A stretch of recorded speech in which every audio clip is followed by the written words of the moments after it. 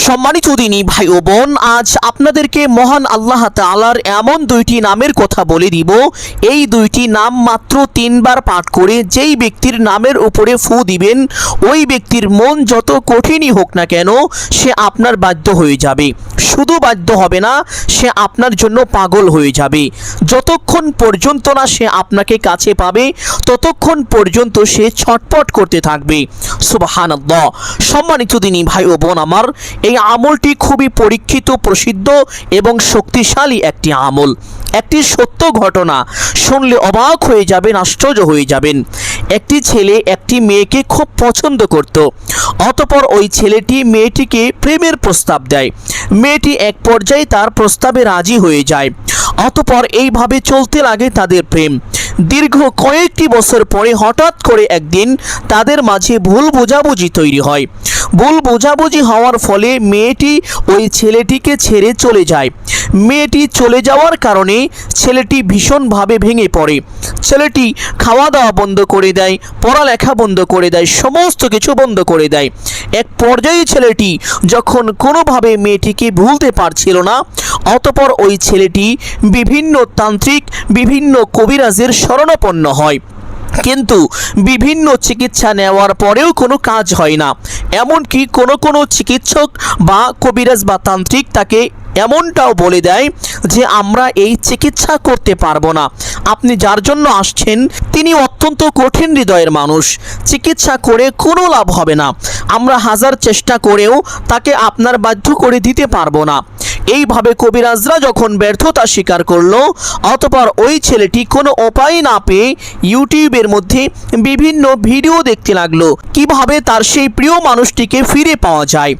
অতঃপর তার সামনে হঠাৎ করে একটি ভিডিও চলে আসে, যেই ভিডিওর মধ্যে লেখা ছিল প্রিয় মানুষকে কাছে পাওয়ার আমল।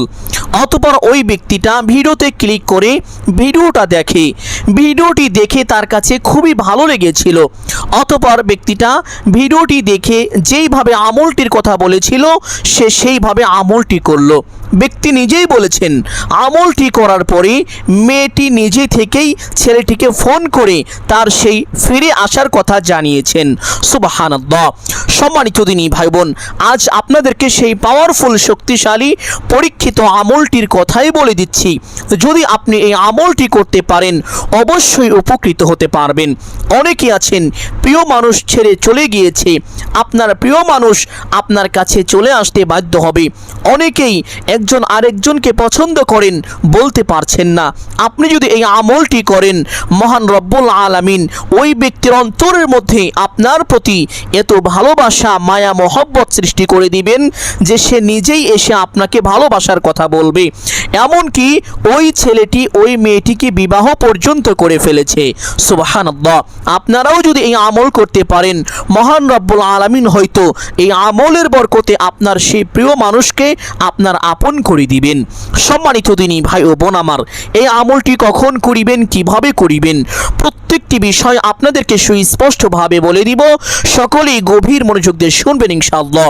এই আমলটি করার জন্য প্রথমে উত্তম রূপে ওযু করবেন। ওযুর পূর্বে ছোট্ট দুইটি বিষয় অবশ্যই লক্ষ্য করবেন। 1 নম্বর বিষয় হলো ওযুর পূর্বে ওযুর নিয়ত করা। অনেকে জানেন না ওযুর নিয়ত কিভাবে করতে হয়, অথচ কিতাবের মধ্যে এসেছে ওযুর পূর্বে নিয়ত না করিলে ওযু পরিপূর্ণ হয় না, ওযু সহি হয় না। ওযুর নিয়তটি বলে দিচ্ছি, সকলে এইভাবে ওযুর নিয়ত করবেন। ওযুর পূর্বে আপনি আপনার মনে মনে সংকল্পনা করিবেন বা ধারণা করিবেন যে এখন আমি আল্লাহ তাআলার সন্তুষ্টির জন্য ওযু করছি। এতটুকু মনে মনে ধারণা করলে আপনার ওযুর নিয়ত হয়ে যাবে। অতঃপর বিসমিল্লাহির রহমানির রহিম পাঠ করে ওযু আরম্ভ করিবেন। ওযুর প্রত্যেকটি অঙ্গ প্রত্যঙ্গ গভীর মনোযোগ সহকারে ধৌত করিবেন। ওযু শেষ করে আপনার ডান হাতের শাহাদাত আঙ্গুলটি আসমানের দিকে সোজা করে দিয়ে একটি ছোট্ট কালিমা অবশ্যই একবার পাঠ করিবেন। এই কালিমার ব্যাপারে পবিত্র হাদিসের মধ্যে এসেছে, আল্লাহ নবী সাল্লাল্লাহু আলাইহি ওয়াসাল্লাম বলেছেন, যেই ব্যক্তি ওযুর পরে এই কালিমাটি একবার পাঠ করবে, ওই ব্যক্তির জন্য মহান রব্বুল আলামিন জান্নাতের 8টি দরজা খুলে দিবেন। ওই ব্যক্তি জান্নাতের যেই কোনো দরজা দিয়ে ইচ্ছে সসম্মানে বিনা হিসাবে সেই দরজা দিয়ে জান্নাতে প্রবেশ করতে পারবে, তার জন্য কোনো বাধাই থাকবে না। সুবহানাল্লাহ। সম্মানিত দিনী ভাই বোন, আপনি যদি চান আপনার জান্নাতে যাওয়ার যাওয়ার পথ অতি সহজ হোক, সুগম হোক, তাহলে অবশ্যই একটু কষ্ট করে হলেও প্রত্যেক ওজুর পরে ছোট্ট কালিমাটি একবার এইভাবে পাঠ করিবেন। আশহাদু আল্লা ইলাহা ইল্লাল্লাহু ওয়াহদাহু লা শারীকা লাহ ওয়া আশহাদু আন্না মুহাম্মাদান আবদুহু ওয়া রাসূলুহু। কালিমাটি পাঠ করা শেষ করে একটি পবিত্র স্থানে চলে যাবেন। গিয়ে কিবলামুখী হয়ে দাঁড়িয়ে কমপক্ষে 2 রাকাত সলাতুল হাজতের নফল নামাজ পড়বেন। সলাতুল হাজত নামাজ হলো বান্দার উদ্দেশ্য পূরণের নামাজ, বান্দার মনের আশা পূরণের নামাজ।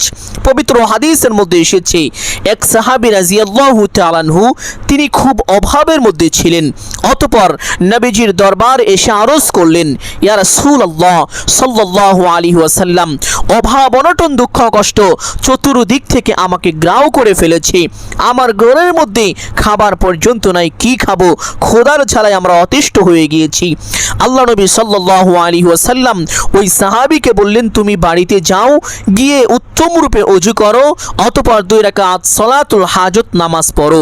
আল্লাহ রাব্বুল আলামিন তোমাকে উত্তম রিজিকের ব্যবস্থা করে দিবেন। সুবহানাল্লাহ। অতঃপর ওই সাহাবী রাদিয়াল্লাহু তাআলা আনহু বাড়িতে চলে গেলেন, গিয়ে উত্তম রূপে ওযু করলেন, অতঃপর 2 রাকাত সলাতুল হাজত নামাজ পড়লেন। নামাজ পড়লেন ঠিকই, কিন্তু রিজিকের কোনো ব্যবস্থা হলো না।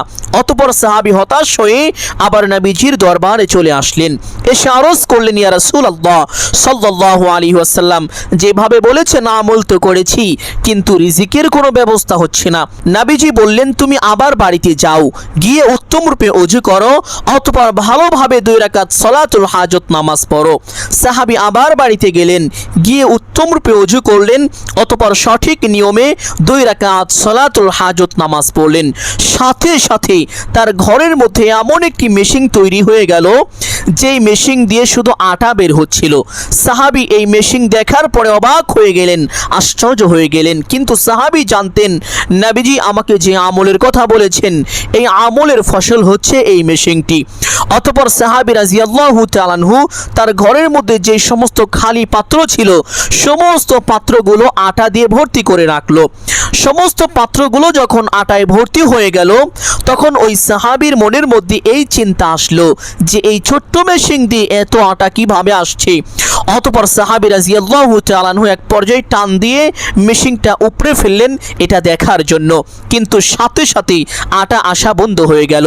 সাহাবী রাদিয়াল্লাহু তাআলা আনহু দৌড়িয়ে নবীজি সাল্লাল্লাহু আলাইহি ওয়াসাল্লামের দরবারে চলে আসলেন, এসে আরজ করলেন, ইয়া রাসূলুল্লাহ সাল্লাল্লাহু আলাইহি ওয়াসাল্লাম, যে আমলের কথা বলেছিলেন আমল করেছি, আমল করে উপকারও পেয়েছি। আল্লাহ তাআলা গায়বী রিজিকের ব্যবস্থা করেছেন, এমন এমন একটি মেশিন তৈরি করে দিয়েছেন, যে মেশিন দিয়ে আটা বের হচ্ছিল। সমস্ত পাত্রগুলো আটা দিয়ে ভর্তি করার পরে আমি মেশিনটা টান দিয়ে উপরে ফেললাম এটা দেখার জন্য যে এত আটা কিভাবে আসছে এই ছোট্ট মেশিন দিয়ে।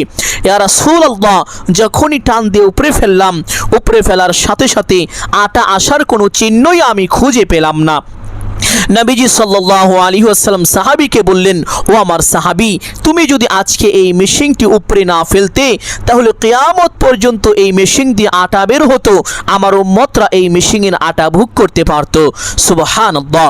সম্মানিত দিনী ভাই ও বোন, আপনি যদি এই আমলের বরকতে আপনার প্রিয় মানুষটিকে একবার পেয়ে যান, তাহলে বুঝে নেবেন এই প্রিয় মানুষটি আপনার জন্য বরকতময়।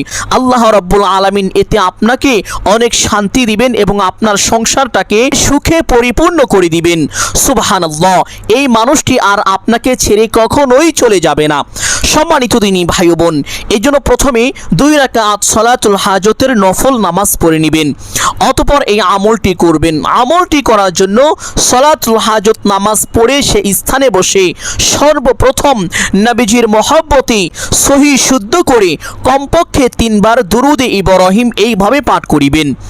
আল্লাহুম্মা সাল্লি আলা মুহাম্মাদ ওয়া আলা আলি মুহাম্মাদ কামা সাল্লাইতা আলা ইব্রাহিম ওয়া আলা আলি ইব্রাহিম ইন্নাকা হামিদুম মাজিদ। আল্লাহুম্মা বারিক আলা মুহাম্মাদ ওয়া আলা আলি মুহাম্মাদ কামা বারাকতা আলা ইব্রাহিম ওয়া আলা আলি ইব্রাহিম ইন্নাকা হামিদুম মাজিদ। পবিত্র হাদিসের মধ্যে এসেছে আল্লাহ নবী সাল্লাল্লাহু আলাইহি ওয়াসাল্লাম বলেছেন, যেই ব্যক্তি দোয়ার পূর্বে এবং পরে আমি রাসূলের উপরে দুরূদ পাঠ করে না, ওই ব্যক্তির দোয়া প্রথম আসমান এবং জমিনের মধ্যবর্তী স্থানে ঝুলতে থাকে, ওই ব্যক্তির দোয়া আল্লাহ তাআলার আরশে আজিম পর্যন্ত পৌঁছাইতে পারে না। নাউযুবিল্লাহ। সম্মানিত দিনী ভাই বোন, এই জন্য অবশ্যই মহব্বতের সাথে সহিশুদ্ধ করে কমপক্ষে দুরূদ ইব্রাহিম এইভাবে পাঠ করে নেবেন। তিনবার দুরূদ ইব্রাহিম পাঠ করার পরে তিনবার আস্তাগফিরুল্লাহ আস্তাগফিরুল্লাহ আস্তাগফিরুল্লাহ এইভাবে পাঠ করিবেন। অতঃপর কমপক্ষে তিনবার আল্লাহ তাআলার পবিত্র এই দুইটি সিফতি নাম ধরে ধরে আল্লাহকে এইভাবে স্মরণ করবেন। ইয়া ওয়াদুদু ইয়া লাতীফু ইয়া ওয়াদুদু ইয়া লাতীফু ইয়া ওয়াদুদু ইয়া লাতীফু কমপক্ষে তিনবার পাঠ করিবেন। আপনি চাইলে আরো বেশি পাঠ করিতে পারেন, চেষ্টা করিবেন 100 বার পাঠ করার জন্য। যত বেশি পাঠ করিবেন তত বেশি ভালো। এই নাম ধরে ধরে আল্লাহকে এইভাবে ডাকার পরে অতঃপর আবার দুরূদে ইব্রাহিম তিনবার মহব্বতের সাথে সহিশুদ্ধ করে পাঠ করবেন। পাঠ করার পরে আপনি যাকে ভালোবাসেন, যাকে পছন্দ করেন, তার নামটা মাটিতে লিখবেন। আপনি চাইলে বাংলায়ও লিখতে পারেন, আরবিতেও লিখতে পারেন, ইংরেজিতেও লিখতে পারেন, যে কোনো ভাষায় লিখতে পারেন, কোনো সমস্যা নেই। নামটি লিখার পরে নামের উপরে একটি ফু দিবেন বিসমিল্লাহ বলে। এইভাবে বিসমিল্লাহ, আল্লাহর নামে সেই নামের উপরে একটি ফু দিবেন। এইভাবে কয়েকদিন এই আমলটি করবেন। এইভাবে যদি আমলটি করতে পারেন, আমি আশা করি আল্লাহ রাব্বুল আলামিন ওই ব্যক্তিকে অবশ্যই আপনার আপন করে দিবেন, আপনার কাছে পৌঁছে দিবেন। সুবহানাল্লাহ। এবং আল্লাহ তাআলার এই দুইটি নাম উঠতে বসতে চলতে ফিরতে বেশি বেশি পাঠ করিবেন। বিশেষ করে যখন আজান হবে, আজান এবং ইকামতের মধ্যবর্তী সময়ে এই দুইটি নাম ধরে ধরে আল্লাহকে ডাকবেন এবং আপনি ওই প্রিয় মানুষটির কথা স্মরণ করতে থাকবেন। এবং যখন বৃষ্টি হবে, বৃষ্টি হওয়ার সময় হাদিসের মধ্যে এসেছে আসমানের সমস্ত দরজা খোলা থাকে, আর তখন বান্দা আল্লাহ তাআলার কাছে যা চায় সরাসরি আল্লাহ তাআলার কাছে পৌঁছে যায়। এই জন্য সম্মানিত দিনী ভাই বোন, যখনই বৃষ্টি হবে, বৃষ্টি হওয়ার সময় অবশ্যই আল্লাহ তাআলার এই দুইটি নাম ধরে ধরে আল্লাহকে ডাকবেন এবং ওই ব্যক্তিটার কথা স্মরণ করবেন। এইভাবে যদি আমলটি করতে পারেন, আপনি তাকে অতি দ্রুতই পেয়ে যাবেন ইনশাআল্লাহ। সম্মানিত দিনী ভাই বোন, আমি আশা করছি আজকের এই আমলটি আপনাদের সকলের জন্য অত্যন্ত গুরুত্বপূর্ণ এবং উপকারী ছিল। অতএব সকলকে বলবো সদকায়ে জারিয়ার উদ্দেশ্যে কমপক্ষে একটি হলেও শেয়ার করে দিবেন। যদি আলোচনাটি ভালো লাগে অবশ্যই ভিডিওতে একটি লাইক করবেন এবং কমেন্টে আমিন বলে দোয়ায় শরীক থাকবেন। যারা এই চ্যানেলের নতুন দর্শক রয়েছেন, চেষ্টা করবেন চ্যানেলটি সাবস্ক্রাইব করে রাখার জন্য। সকলের জন্য অন্তর থেকে দোয়া করি আল্লাহ তাআলা সকলকে ভালো রাখুন, সুস্থ রাখুন, জানে মালে কামাই রুজি ব্যবসা বাণিজ্যে প্রচুর পরিমাণ উন্নতি ও বরকত দান করুন। সকলেই বলি আমিন সুম্মা আমিন। আসসালামু আলাইকুম ওয়া রাহমাতুল্লাহি ওয়া বারাকাতুহু।